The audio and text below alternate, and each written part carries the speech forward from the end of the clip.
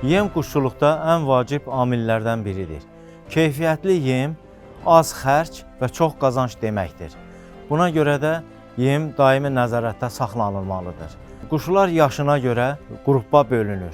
Balaca vaxtı quşlara zülalı çox olan yemlər verilir. Quşlar böyüdükcə zülal azalır və enerjisi çoxalır. Keyfiyyətsiz yemlər verdikdə quşlarda çəkilərində geri qalma, xəstəliklər əmələ gətirir və quşların immuniteti aşağı düşür.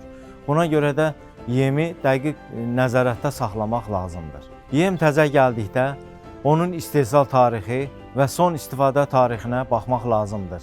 Yemin istifadə tarixi keçibsə, tərkibində yad maddələr varsa və kif yemləri varsa, bu yemləri xaric eləmək lazımdır.